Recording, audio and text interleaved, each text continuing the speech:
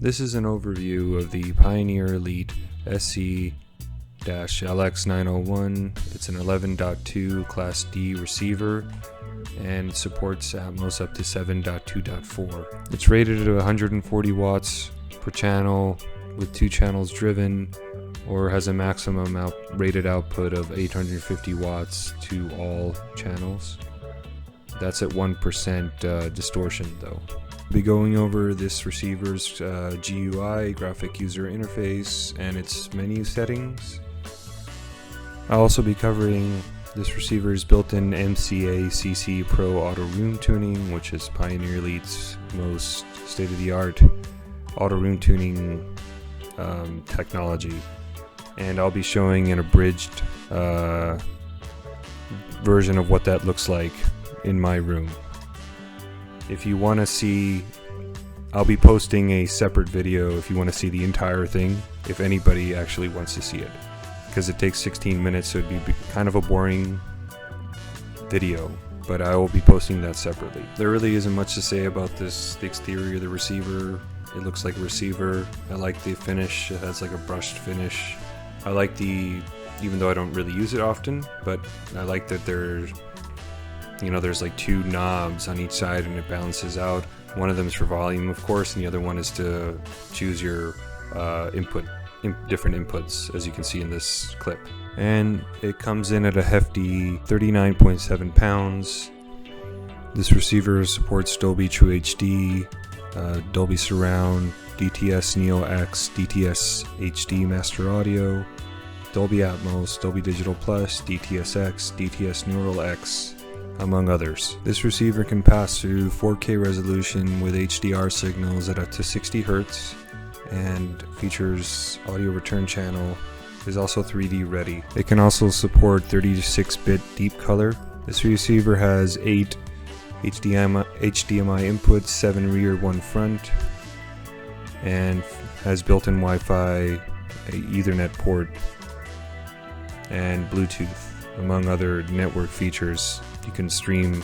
It also has preamps for all 11 channels, including the 2 subs, which I'm utilizing right now.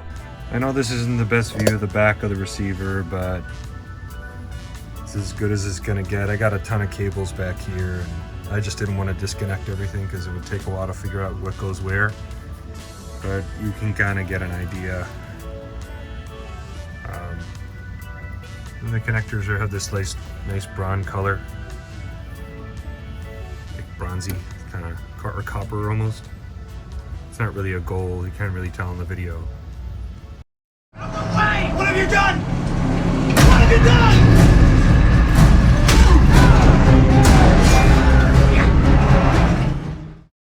I'm gonna go over the main menu, or the graphic user interface that's used to control everything.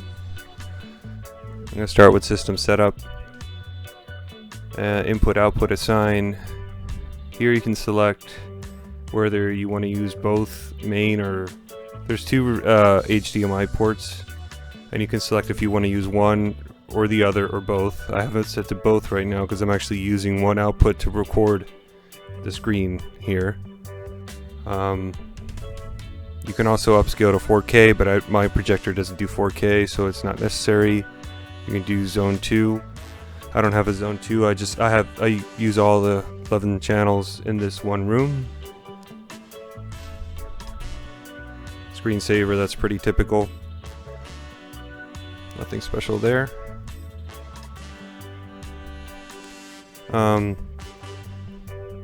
Here you can either turn on or off your HDMI input. I have them all on, of course. Here you can select if you want to select another kind of input, such as a component input or a composite one. I have them all off because I use nothing but HDMI. Here you can select whether you want to use optical or coaxial digital inputs for audio. I only use HDMI as well, so I have them all off.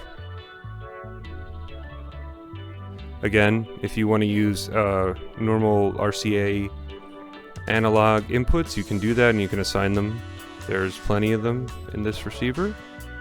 I'm sure I will post a picture of the back of the receiver as well. And I'm using all the inputs. You can either skip them or turn them off if you want to. In the front of the receiver there's a dial, input select dial, which you can turn, and I'm assuming you can. I don't use that feature. I usually use the remote or my Harmony universal remote control. Let's moving on to the more fun stuff. Speaker configuration. I have it set to 7.1.4, but you can start at 2.1, and it kind of gives you a nifty image there showing you what you have. You can select to either 1 or 2 channels, subs, or no subwoofer for that matter if you just want to do stereo. You can do 1 or 2, and in this receiver you can actually individually set the gain and the and some EQ for each subwoofer.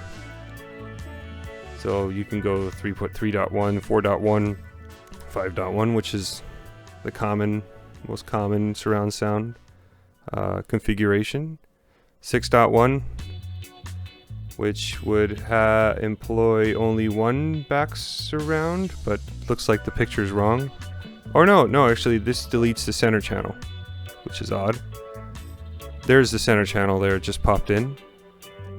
And then you can do some weird ATMOS configurations and add 2.1.2, which adds 2 height ATMOS channels. Adds a center here is 3.1.2. 4.1 is no center, but 2 main speakers and 2 surrounds, but no center, but with height speakers. And again, adds the center.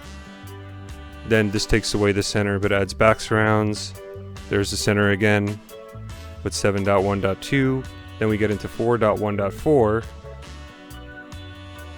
5.1, 6.1.4, and this is my current configuration.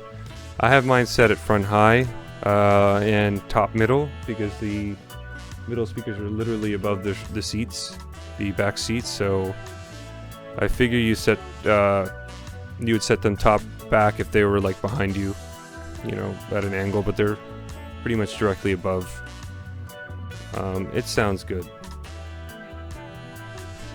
So crossover, this receiver, there's some receivers that you can select an individual like numbered crossover, let's say in hertz, like 80, 100, 120, 60, 40, smaller number, 50, whatever.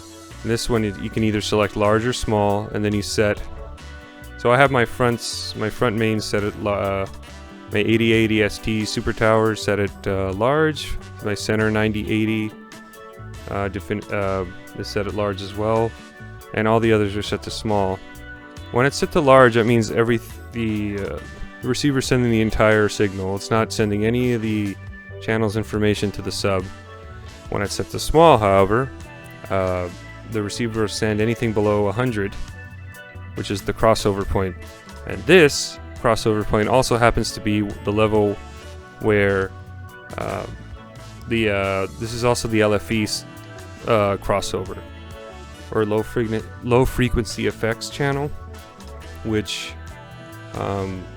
ideally I'd like to set it at 120, but that I feel the next one is 150, so that's too high for the crossover in the speaker. So I felt that 100 hertz was a happy medium, so it's fine and it works good.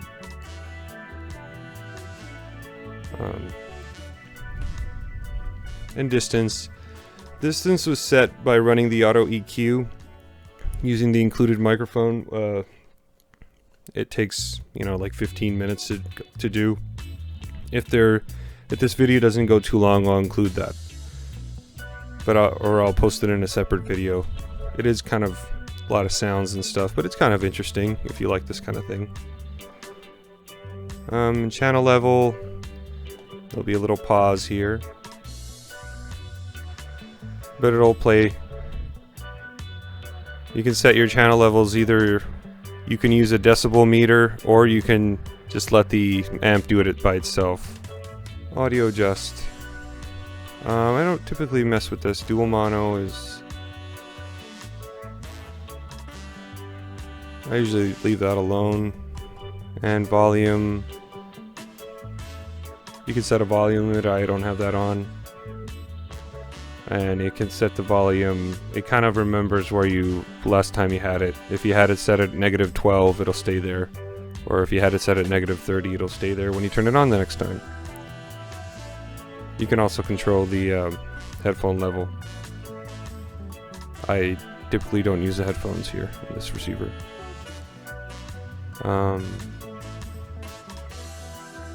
Don't really use that.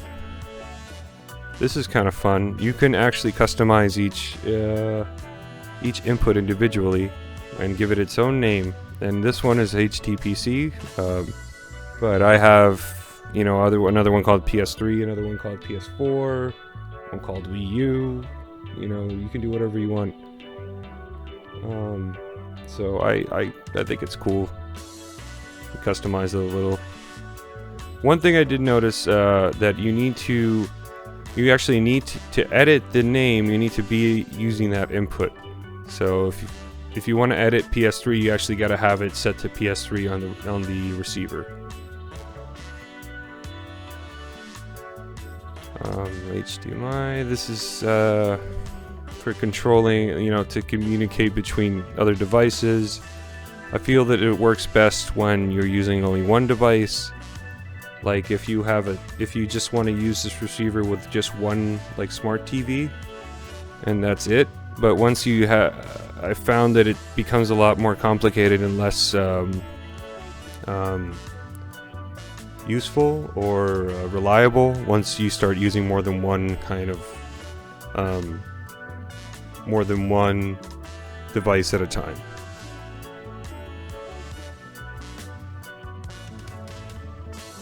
Oh, and HDMI standby. It'll like send with HDMI standby, even when the receiver's off, it'll like send a signal to one particular input. So you can set it to, like, if you want it to always have like your cable television, even when it's off, so it'll just send a signal to the television, then it'll do that. But I don't have that. I just have it connected to the projector. Or you can just do last too, but you can select an input there.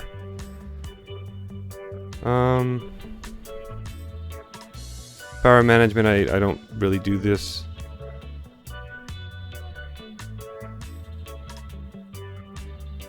And 12-volt triggered is for kind of like more of a, if you want to have like a more sophisticated universal remote, like, you know, you can run a 12-volt like a cable between different devices, and it'll turn on the receiver that way. I've really liked my Harmony Elite, and it works great, so I have no use for this. I mean, I'm sure it's really great, but I don't use it. Already saw that. And another 12-volt. And you can use it with Sonos, but I don't use Sonos speakers. I like wires, personally. Multi-zone, again, you can have up to, I think, 2 powered zones in this receiver. So, obviously you can only use it in stereo. You can't, I don't believe you can have 2 different surround systems set up. But you can do stereo, so when you're using, let's say if I have 11 channels in here and you set it to zone 2 powered, you would only be down to 9 channels in the room. And if you wanted to power another zone with another stereo pair, then you'd be down to 7 channels in the main room, which is still plenty. But I don't use zones, but it's kind of cool. You can mess with the tuner stuff. Firmware upgrade if you want to. It's up to date already, so I'm not going to go there. Preamp mode. This is if you're going to use this as a preamp and not actually use the internal amplifiers built into it, then you should set it to this. I know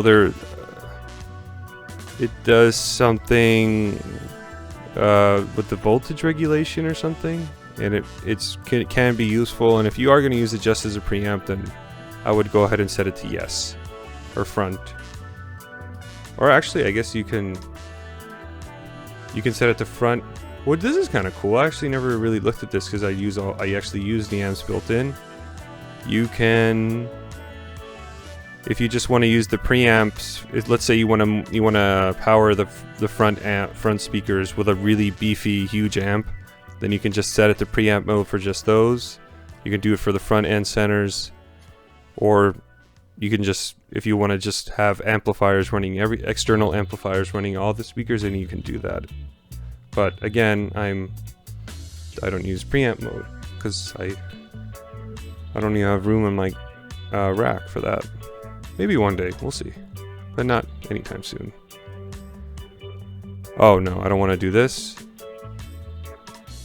And lock, that's if you want to lock your settings. I don't, nobody messes with this but me in this house. So that's like the system setup stuff. And then there's MCACC Pro. This is the audio EQ thing. You hit full auto. Typically, it'll just turn on when you plug in the microphone. But if you hit full auto MCACC, it'll kind of like pull up the guide and it'll guide you through it. Here you could do in manual. You can kind of go in and do individual ones. I'm not going to go through these right now. But you can set it to do like standing wave alone, or just, you know, precision distance, if you just want to manually do one thing at a time. And here you can kind of go in and see what your settings are. Again, this is similar to what you already saw in these system settings. Again, channel level. You can kind of go in and double check the channel levels. Speaker distance, we already saw that. It's the same as the other screen. Standing wave. So that's... You can kind of go in and check them out. There's 3 filters, I believe, per channel. I think they're about the same. I don't think these really change. So,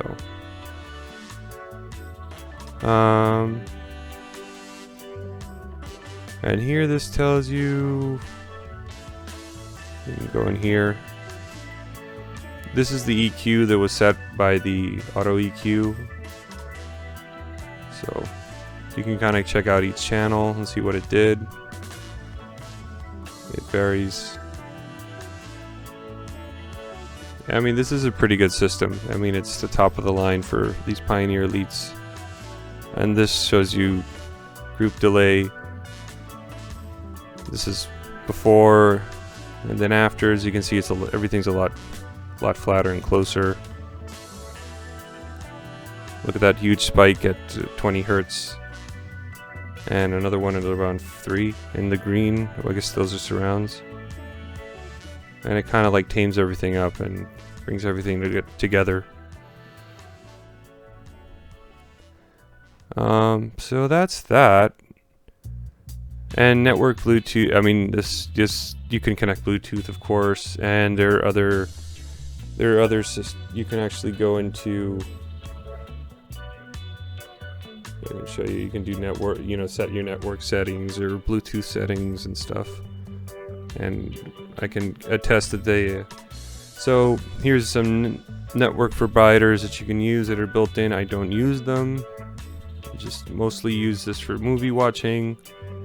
It sounds great with music too, but I usually play my own music through my own network. I haven't really tried any of these, to be quite honest. I know that I have tried the AirPlay a few times and it works good. I am subscribed to Amazon Music, and but I haven't tried this. Honestly, I think it'd be quicker for me to just use Bluetooth on my phone and get it going faster. But, you know, it's there if you want to use it. And it, you know, it has a good, you know, the most popular, I guess it doesn't have Apple Music, but it's got Spotify and Tidal and in Amazon, so that's pretty good. But you can AirPlay your Apple Music stuff from your phone if you really wanted to. So I guess that's about it. That's the user interface for this receiver.